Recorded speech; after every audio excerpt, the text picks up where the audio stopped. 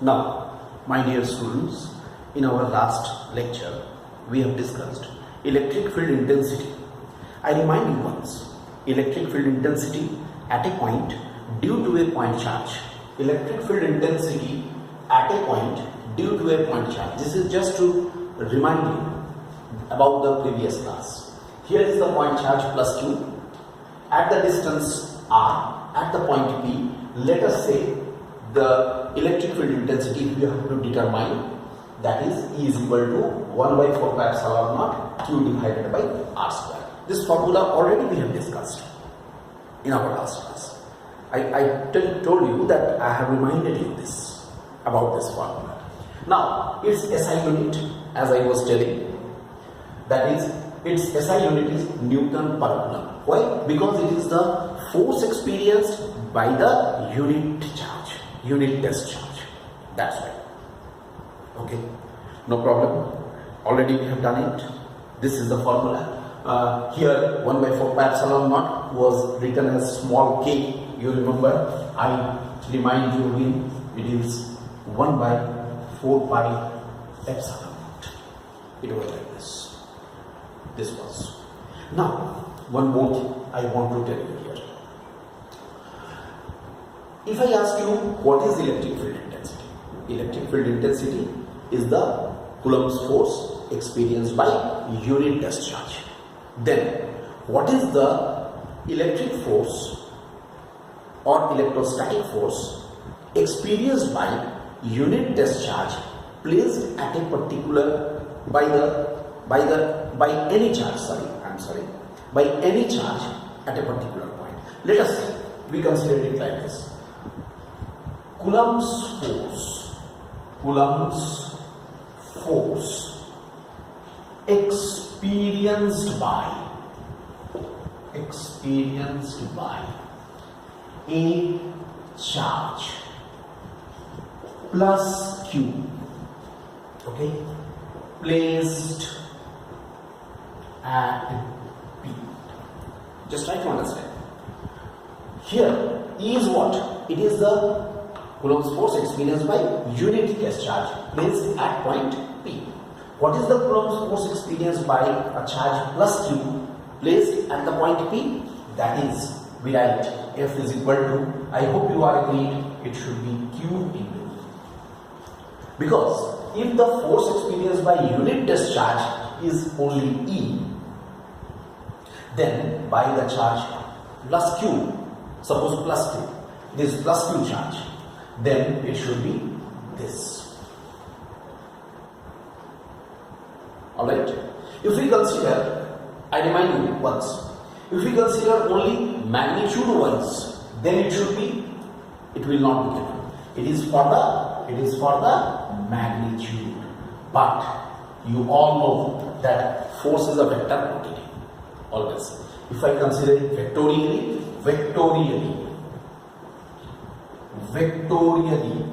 that's very important thing, vectorially. What we have? F vector must be equal to Q E vector, because you all know Q is a scalar quantity, it's a charge, so it's a scalar quantity. E vector. I can write here plus for positive Q. Okay? And we can write F vector is equal to minus Q E vector for negative Q. Look at this. Vectorially. This is for only magnitude. This is for direction. Means what? What does it mean? It means here, what does this imply? It implies F vector and E vector are in same directions. Look at this. Because plus minus sign vectorially, F vector and E vector are in opposite directions. Look, it's a very important point. What we are getting? F vector and E vector are in the same direction in the former case. F vector and E vector are in the opposite direction in the later case. It's a very important point. At so many places we shall use it. We shall use this concept. So you must remember this, that means, in other words, we can say a positive charge will always experience a force in the direction of the electric field, and a negative charge will experience a force in the opposite direction to the electric field. This is a very important point. One more thing. This is one point. We shall use this concept which we have written in case of the dipoles, electric dipoles, and in many of the problems also. In electric dipoles, in case of some problems, also we shall discuss this.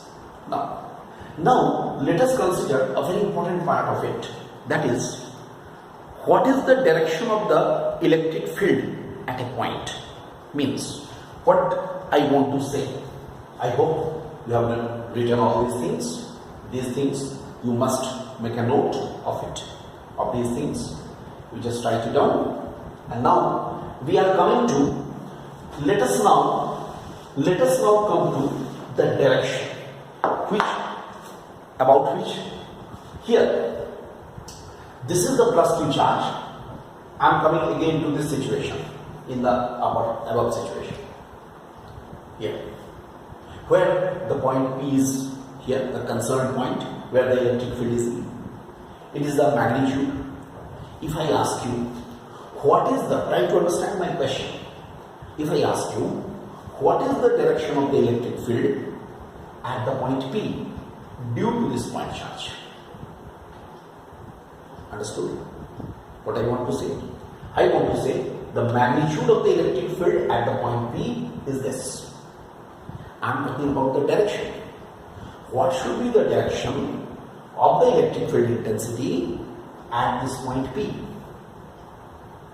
Got my point? I hope all of you are agreed to this. I want to find out the direction of the electric field intensity at the point P due to this point charge. Now, we have the two possibilities. This point charge may be positive, this point charge may be negative. Alright? If this point charge is positive, then the direction of the electric field will be like this. It means what? This is the magnitude. Direction will be always, it will be away from the point charge. Look, one thing we are making it very clear that always it will be acting along the line joining. Look, the electric field intensity will be acting along the line joining. Rather, to make it more clear, I make it like this. This E vector will be like this. For the positive charge, it will always be away from the charge. It will always be acting along the line joining the point charge and the concerned point, and it will be acting away. Whereas, in case of the negative charge, according to the diagram I am showing, P, suppose this charge is negative, then what will happen? Just try to understand. If this charge is negative, then what will happen? Always, again I say, it will always be acting like this, along the line joining, but it will be towards the point charge. It will be towards the point charge. Let us say this is E vector acts like this. Obviously, I will write the vectorially, both should not be the same vectors. If I write this is E vector, this should be E dash vector because direction has changed. Magnitude is same, but the direction has changed, so vector has changed. Very clear it is. I just make these 2 points, make it very clear. Let us now, once more, in a nutshell, try to understand electric field intensity. Regarding electric field intensity, what I have briefed now, due to a point charge, always its magnitude will be like this. E is equal to 1/4 pi epsilon naught Q divided by R square. Where? At a particular point. What about the direction? Direction is like this. It will always be acting along the line joining. You can write. It will always be acting along the line joining the point charge and the concerned point. Okay? And next point. In case of the positive charge, the direction of the field will be away from the point charge. And in case of the negative charge, it should be towards the negative charge.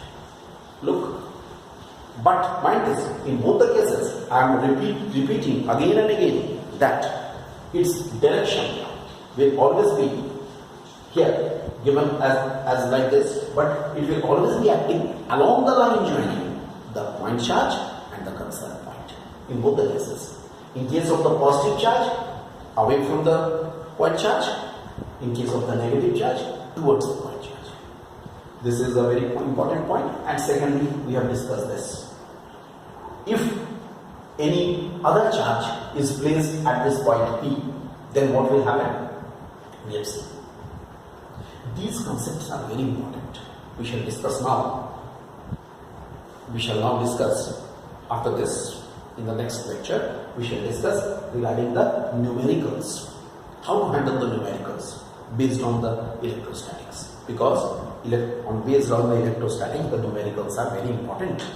So, we have to first understand the concept of the electric field intensity, its direction, its magnitude and all. And then I think when we shall discuss the numericals, the concept will be more clear. Okay?